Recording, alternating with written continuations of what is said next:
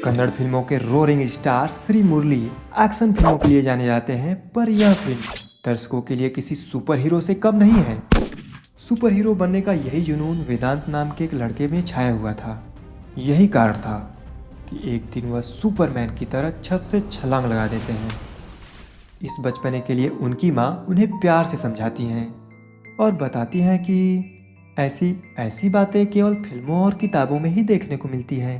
हाँ, देखिए, शक्ति निकालना, उड़ना, इस तरह की सुपर पावर सचमुच में ऐसा कोई नहीं कर सकता।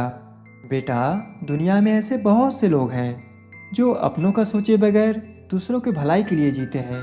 देश की रक्षा करने वाले सैनिक हो या फिर जान बचाने वाले डॉक्टर, ये सभी सुपर हीरो ही तो हैं। इतना ही नहीं, धूमिल पोशाक पहने आपके पापा भी किसी सुपर हीरो से कम नहीं हैं।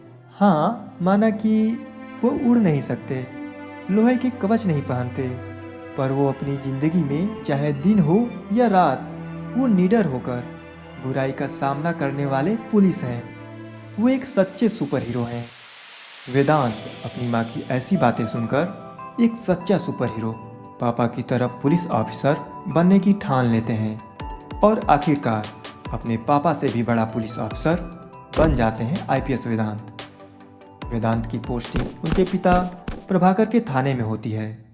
पहले दिन वेदांत की भव्य स्वागत की तैयारी रहती है, पर वेदांत को इन सबसे ज़्यादा अपने काम का धुन सवार था। वेदांत पहले ही दिन थाने में सबका हाल चाल लेते हुए अपने इलाके में होने वाले अपराधों के बारे में पूछते हैं। तब थाने में हवलदार नारायण सभी का परिचय कराने के बाद अपने प्रशासनिक क्षेत्र में जीरो क्राइम की बात बोलते हैं तो हवलदार नारायण के कपड़े की खुली बटन देखकर वेदांत सब समझ जाते हैं कि उनके ज़िले में क्या हो रहा था। इसीलिए अपने प्रशासनिक क्षेत्र मंगलौर में दौरे के लिए निकल जाते हैं। कार्यकारी क्षेत्र में घूमने के दौरान वेदांत खुलेआम हो रहे आपराधिक गतिविधियों को साक्षात देख पा रहे थे। इसीलिए अपने साथी हवलदार से बोलते हैं, ये क्या नारायण जी, आप तो हमें बहुत छोटी छोटी मछलियाँ दिखा रहे हैं, बड़ी मछलियाँ शार्क्स भी दिखाइए ना। हाँ सर, अगर छोटी मछलियाँ पकड़ेंगे तो कोई दिक्कत नहीं, बड़ी मछली के पीछे नहीं जाते और शार्क से तो दूर ही रहना बेहतर है सर। ठीक है, हाँ, दूर ही रहते हैं, पर बड़ी मछलियों के नाम तो बताइए। हाँ पुजारी सर, यहाँ जितने भी आपराधिक या अनधिकृत काम चल रहे हैं उन सभी के पीछे उस पुजारी का हाथ है और उसके नीचे बहुत लोग हैं सर। उससे बड़ी शार्क कोटियन, वो बहुत पावरफुल है सर। सफ़ेद कॉलर वाला गुड्डा, यहाँ का सारा बंदरगाह उसी के कंट्रोल में है सर। उन्हें छूना तो दूर, उनके इलाके में पैर रखना भी मुश्किल है। हवलदार नारायण की बातों को सुनकर वेदांत थोड़ा चिंता में तो दिखते हैं, पर अगले दिन एक घटना घटती है जो कि मंगलौर जिले में पहले कभी नहीं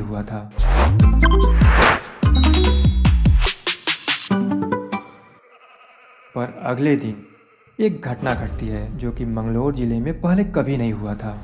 आईपीएस वेदांत अपने कार्यालय में अगले दिन फाइलों की देखरेख कर रहे होते हैं तो जरूरी फाइलें मेज पर न होने की वजह से नारायण को आवाज़ मारते हैं। कार्यालय में आते ही उनसे पूछने पर नारायण बताते हैं कि जिन फाइलों के बारे में वो पूछ रहे हैं वो उनके ड्रॉअर में है। जब वेदांत दराज में नोटों के बंडल देखते हैं तो नारायण उन्हें बताते हैं कि सर, ये मार्केट की है सर, ये खनन माफिया की है, वो हार्बर पोर्ट की है सर, ये आयात निर्यात की सर, ये वारांगना की है और ये वाली शराब खाना की है। नारायण की ऐसी बातें सुनकर वेदांत मन में गुस्सा दबाए मुस्कुराते हुए अपने एरिया का एक राउंड लगाने को कहते हैं। लेकिन जब नारायण कारण पूछते हैं कि सर कल ही तो गए थे, आज फिर क्यों सर, तो इस पर वेदांत बोलते हैं, आज वाला राउंड अलग है तो चले। आईपीएस वेदांत अपने अंडर आने वाले सभी इंस्पेक्टर, सब इंस्पेक्टर व उन सभी के अधिकार क्षेत्र में नेतृत्व पुलिस कर्मचारियों को लेकर आपराधिक गतिविधियों में लिप्त एक एक को पकड़कर जेल में डालना शुरू कर देते हैं। उनके जोनल अधिकारी सुबोध शर्मा उनके इन कार्यों से काफ़ी गौरवान्वित महसूस करते हैं। लेकिन इसी बीच एक दुर्घटना घटती है। दिन दहाड़े एक लड़की के किडनैप होने की शिकायत पर एक अपराधी से थाने में पूछताछ हो रही होती है, पर काफ़ी मार पड़ने की वजह से वह गुंडा गुस्से में आईपीएस वेदांत को अपने बॉस जैकी को पकड़ने की धमकी दे डालते हैं। बस और क्या, यही होना बाकी रह गया था। कहानी अलग दिशा मोड़ लेती है। हवलदार नारायण वेदांत को कई बार बार समझाने का प्रयास करते हैं क्योंकि जैकी पुजारी का राइट हैंड था।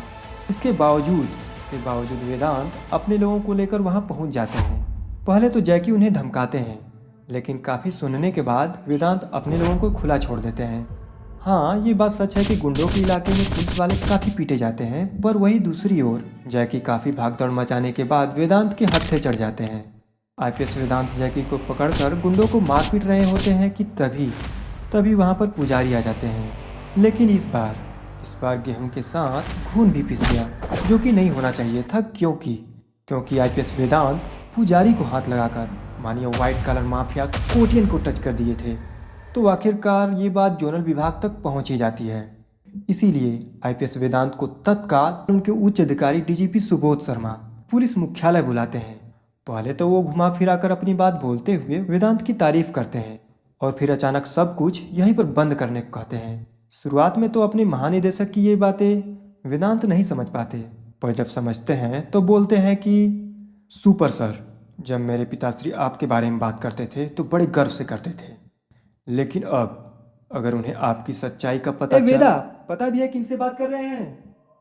ये क्या है प्रभाकर, आप इन्हें पोस्टिंग कैसे दिलवाई है अपने बेटे को नहीं बताया क्या? इनको लगता है कि गोल्ड मेडल की वजह से इनको यहाँ पोस्टिंग मिली है। हाँ, क्षमा कीजिए सर, 2 मिनट दीजिए, मैं बात करता हूँ। ए वेदा, क्या बोल रहे हैं आप?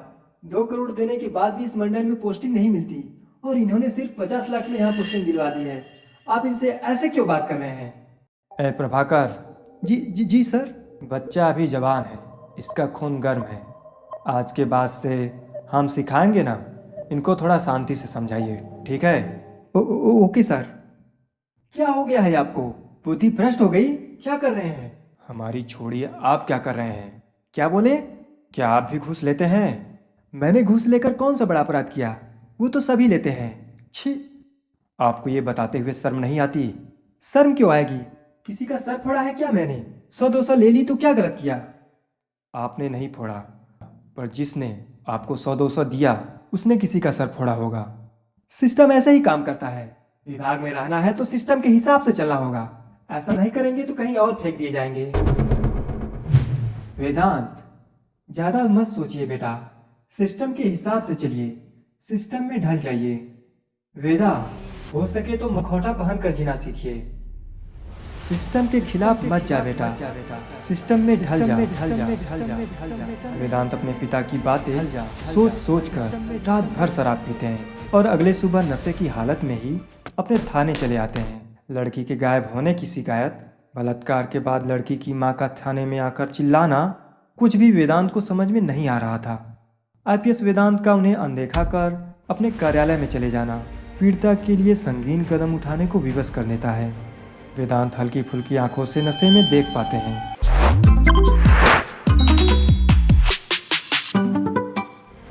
वेदांत हल्की फुल्की आंखों से नशे में देख पाते हैं। शराब का नशा उनके सर पर हावी हो गया था। पेट्रोल छिड़कने तक वो कुछ नहीं समझ पाते। वहीं दूसरी ओर नव्या की मां पुलिस वालों को डांटते हुए अचानक उन्हें खोजने लगती है। लेकिन तभी आईपीएस वेदांत के दिल का धड़कन बढ़ने के साथ वो कुर्सी से उठते हुए कुछ देखते हैं। अब उनका नशा पूरी तरह से उतर चुका था। वह जोर से चिल्लाते हैं, पर नव्या आत्मदाह कर लेती है। ये देख पुलिस वाले आग बुझाने के लिए दौड़ पड़ते हैं। वेदांत डरकर कुर्सी सहित नीचे गिर जाते हैं। वहीं दूसरी ओर एक महिला कांस्टेबल दौड़कर नव्या की मां को पकड़ लेती हैं।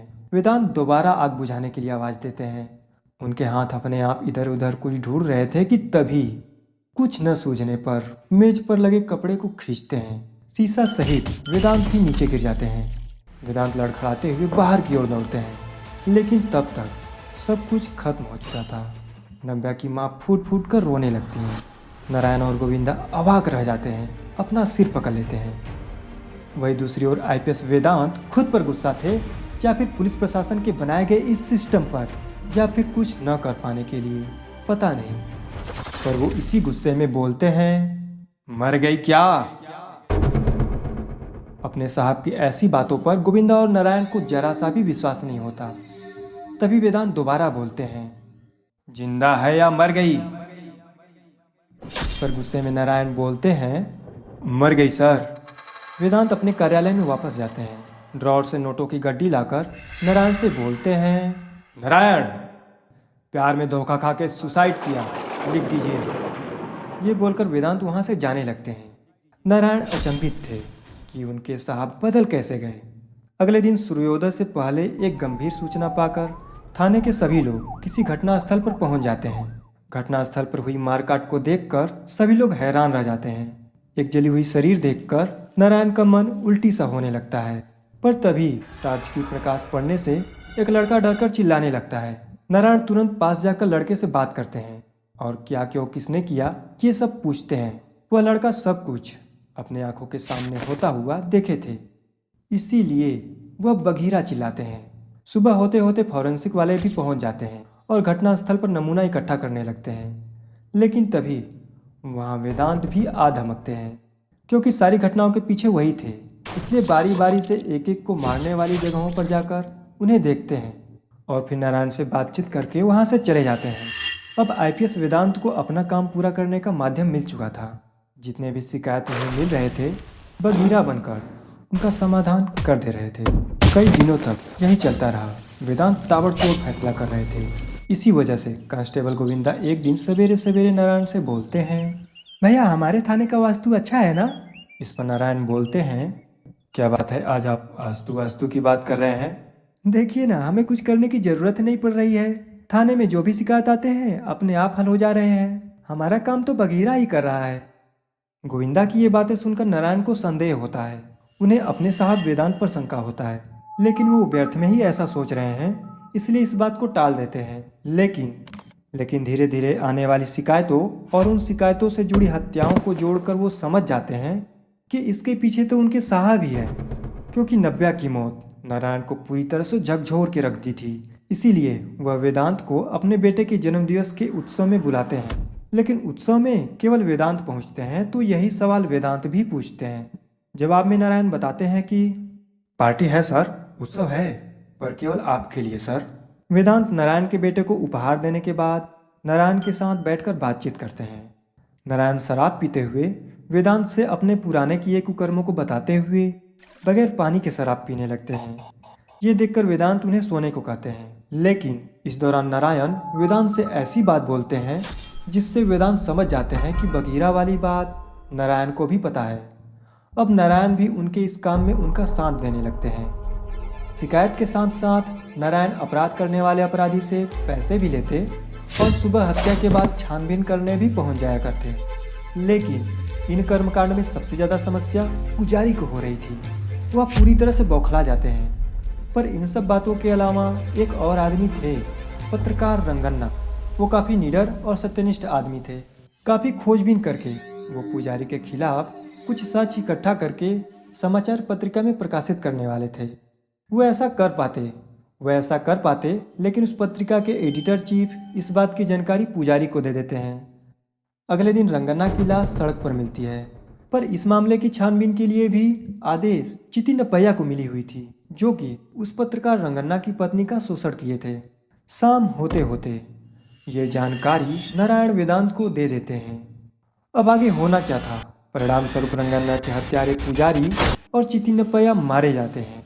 पर यहाँ पर वेदांत एक नया आयाम खोल दिए थे, क्योंकि चितिनपैया सीबीआई डायरेक्टर रमाकांत अयप्पा के बेटे थे। पर सीबीआई हेड गुरु चितिनपैया को अपने बेटे से भी बढ़कर मानते थे। तो कुल मिलाकर बात यह है, मतलब बात सीबीआई तक पहुंच चुकी थी। इसीलिए वेदांत को अब काफ़ी सजग रहने की आवश्यकता पड़ने लगी। यही कारण था कि वेदांत अपनी पहचान छिपाने और स्वयं की सुरक्षा के लिए एक हैकर और बॉम्ब बनाने वाले को अपने साथ रख लिए। इसी दौरान राणा के राइट हैंड योगी कोटियन को एक काम सौंपते हैं। थाने में अचानक शहर में गुमशुदा लोगों की शिकायत बढ़ने लगती है। इससे वेदांत परेशान हो जाते हैं, क्योंकि थाने में हर जगह लोग यही शिकायत लेकर पहुंचे हुए थे। अपने थाने के अलावा हर जगह थाने में यही शिकायत हो रही है। ये बात जब नारायण वेदांत को बताते हैं तो वेदांत तुरंत अपने एकीकृत नियंत्रण कक्ष में पहुंच जाते हैं। वहां गायब लोगों के साथ साथ उनके मोबाइल नंबर को ट्रेस करने को भी उनसे कहते हैं। थोड़े ही समय बाद एक ऑफिसर बताते हैं कि सर, गायब लोगों में एक नंबर कोटियन के इलाके में 10 मिनट पहले ही बंद हुआ है सर। जब आईपीएस वेदांत ऐसा पाते हैं तो रात में सीधा हार्बर पोर्ट कोटियन के इलाके में चले जाते हैं।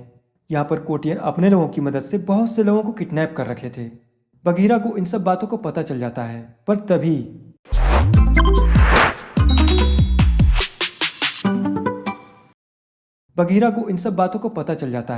तभी कोटियन का एक आदमी चोरी से बघीरा पर हमला कर देते हैं। आवाज सुनकर कोटियन के सभी लोग बघीरा पर टूट पड़ते हैं, अंधाधुंध गोलियां चलाने लगते हैं। बघीरा भी कम नहीं थे, इस गोलीबारी के बीच बहुत से लोगों को मौत के घाट उतार देते हैं, लेकिन अचानक गोली लगने की वजह से बघीरा को वहां से भागना पड़ता है। घायल हालत में वेदांत अपनी प्रेमिका स्नेहा के पास चले जाते हैं। अब उनकी प्रेमिका स्नेहा भी उनकी इस सच्चाई से अवगत हो चुकी थी, लेकिन इन सब बातों के अलावा बघीरा पिछले दिन की घटना को ऐसे ही जाने देने वाले नहीं थे।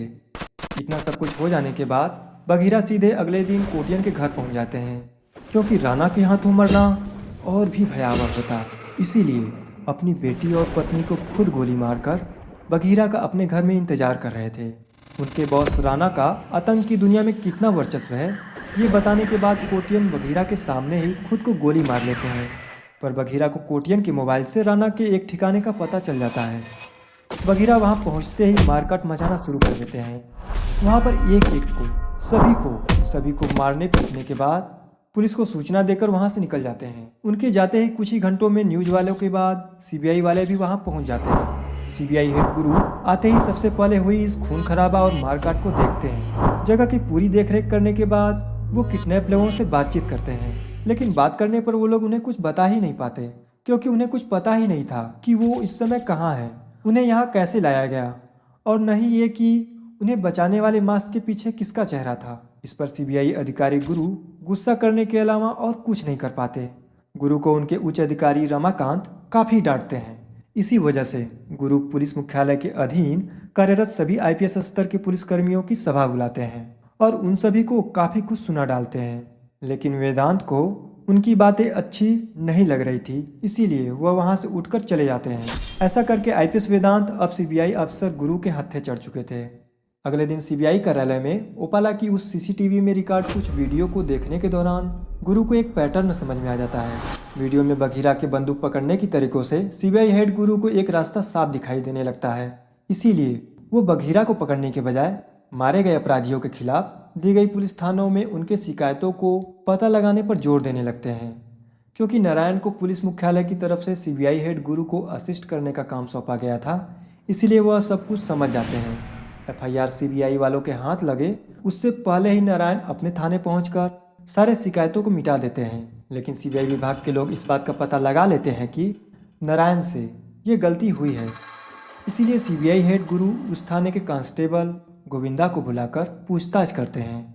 अपने कमिश्नर की डांट और थाने में एक लड़की की आत्महत्या वेदांत को कर्तव्यनिष्ठ से भ्रष्ट पुलिस अफसर बना दी थी। ये बात जब गोविंदा सीबीआई हेड गुरु को बताते हैं, वो सब कुछ समझ जाते हैं, क्योंकि थाने में बाकी लोग शुरू से ही भ्रष्ट थे। साथ ही साथ सभी बलात्कारी लोगों की हत्या उसी रात को की गई थी। इसीलिए ये पता होने पर गुरु वेदांत की ट्रेनिंग वीडियो और बघीरा की बंदूक पकड़ने की कला दोनों को मैच कराते हैं। वेदांत के चेहरे पर मुखौटा लगाकर भी सीबीआई वाले जांचते हैं, पर कार्यालय में यह सब होते हुए सीबीआई अफसरों में से एक सब कुछ रिकॉर्ड करके राणा के राइट हैंड योगी को भेज देते हैं। वीडियो देखकर राणा को पता चल जाता है कि वेदांत ही बघीरा है, इसीलिए वह एक चाल चलते हैं।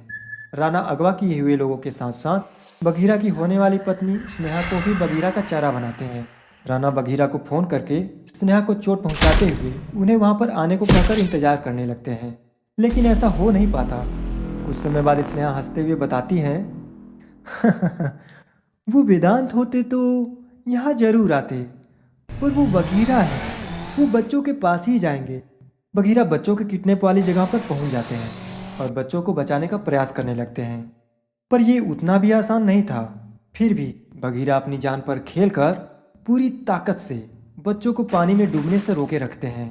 इधर जब राणा काफ़ी इंतजार करने के बाद बघीरा को नहीं पाते तो गुस्से में स्नेहा को मार डालते हैं। क्योंकि ये राज्य का मामला था तो सीबीआई वाले एसटीएफ की मदद से वेदांत को पकड़ने के लिए घटनास्थल पर पहुंच जाते हैं और आते ही बघीरा को घेर लेते हैं। पर क्योंकि बच्चे डूब रहे थे, इसलिए एसटीएफ और सीबीआई के लोग सबसे पहले बच्चों को बचाने की सोचते हैं और किसी तरह बच्चों को बचा लेते हैं। तब तक सीबीआई हेड गुरु वहां आ जाते हैं। एक सीबीआई अफसर बघीरा को हथकड़ी लगाकर मुखौटा हटाने का प्रयास करते ही है कि तभी सीबीआई हेड गुरु बोलते हैं, नहीं, मुखौटा के पीछे का चेहरा लोगों को पता नहीं चलना चाहिए। और जब सीबीआई वाले बघीरा का इनकाउंटर करने के लिए बघीरा को लेकर कहीं दूर चले जाते हैं तो वहीं दूसरी ओर सीबीआई हेड गुरु सीबीआई प्रबंधक रमाकांत अयप्पा के कार्यालय पहुंच जाते हैं और वहां पहुंचकर अपने सीनियर से ऐसी बात बोलते हैं कि उनका पीए अचंभित हो उठते हैं। बघीरा को न पकड़ पाने के लिए गुस्से में रमाकांत अयप्पा उन्हें डांटकर ऑफिस से भगा देते हैं। क्योंकि गुरु एक कर्तव्यनिष्ठ के साथ साथ सत्यनिष्ठ आदमी थे, इसीलिए पत्रकार रंगन्ना की हत्या और रंगन्ना की पत्नी के बलात्कार के लिए अपने बेटे समान रमाकांत के बेटे चितिन को घटना वाले दिन बहुत डांटे थे। इधर योगी का भरोसेमंद और भ्रष्ट सीबीआई अफसर जब बघीरा को मारने के लिए बंदूक ताने खड़े थे तो उसी दौरान एक सीबीआई अफसर उन्हें शूट कर देते हैं। वहीं दूसरी ओर सीबीआई कार्यालय से बाहर निकलने के दौरान गुरु के पीए उनसे बोलते हैं कि मंदिर में अगर भगवान समान आदमी भी चला जाए तो भी वह पूजा नहीं कर सकता, पूजा तो पुजारी ही करेगा। उस दिन आप ऐसा ही कुछ कह रहे थे ना सर? हाँ, ऐसा ही कुछ बोल रहे थे।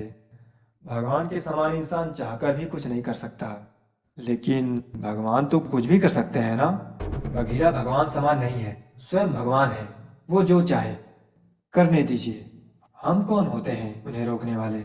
ये सुनकर उनका पीए उन्हें सैल्यूट करते हैं। तभी वह सीबीआई अफसर अपने चीफ को फोन करते हैं। गुरु उनसे बात करने के बाद बघीरा को एक काम सौंपते हैं, राणा के चंगुल से 2000 लोगों को बचाने की। और तब राणा को रामेश्वरम पोर्ट तक पहुंचने से पहले ही उस ट्रेन में किडनैप लोगों के पास पहुंच जाते हैं और ट्रेन में घुसते ही राणा के लोगों पर टूट पड़ते हैं, किसी को भी नहीं छोड़ते। वह एक एक को मारते जाते हैं, जो भी उनके सामने आता है वो मारा जाता है। बघीरा एक एक को मारने के बाद सीधा राणा से भिड़ जाते हैं। राणा और बघीरा काफ़ी देर तक लड़ते हैं, पर आखिरकार बघीरा राणा को मारते पीटते अपने चंगुल में फंसा लेते हैं और स्नेहा के लिए अपनी प्रेमिका स्नेहा को याद करते हुए उन्हें मार डालते हैं। इस तरह से बघीरा फिल्म की पहली भाग समाप्त हो जाती है। निर्देशक सूरी के निर्देशन में बनाई इस एक्शन क्राइम थ्रिल फिल्म को सीबीएफसी के द्वारा यूए का प्रमाण पत्र दिया गया है, जिसका मतलब यह है कि 13 से 18 साल के सभी लोग अपने अभिभावक की उपस्थिति में इस फिल्म को देख सकते हैं, या फिर 18 साल से ज़्यादा के सभी लोग इस फिल्म को देख सकते हैं। इस फिल्म बघीरा को 31 अक्टूबर 2024 में कुल 20 करोड़ के खर्च में बनाकर रिलीज किया गया है, जिसे कि नेटफ्लिक्स के साथ साथ जियो हॉटस्टार ओटीटी प्लेटफॉर्म पर आसानी से देख सकते हैं। इस कन्नड़ फिल्म बघीरा में रोलिंग स्टार श्री मुरली के अलावा रुक्मणी वसंत, गरुड़ा राम या रामचंद्र राजू, सुधा रानी, प्रमोद शेट्टी, अविनाश यल्दूर, रंगैना रघु, प्रकाश योमिनत, अच्युत कुमार, पुनीत रुद्रनाथ, प्रकाश राज और शरथ लोहितास्वा जैसे विशेष कलाकार अपनी कलाकारी दिखाते हुए इस फिल्म में दिखे हैं। तो फिर मिलते हैं अगले वीडियो में। वीडियो पसंद आई है ना? वीडियो पसंद आई है ना? लाइक अवश्य कीजिए। इस चैनल से जुड़े रहिए। हमारा मनोबल बढ़ाने के लिए, इस चैनल को टॉप पर ले जाने के लिए सब्सक्राइब करना आवश्यक है। तो सब्सक्राइब कर दिए है ना? कर दिए है ना? अच्छी बात, बहुत अच्छा। फिर मिलते हैं पोन्नियिन सेल्वन फिल्म की सिनेमैटिक एक्सप्लेनेशन वीडियो में। सब्सक्राइब करने के लिए धन्यवाद।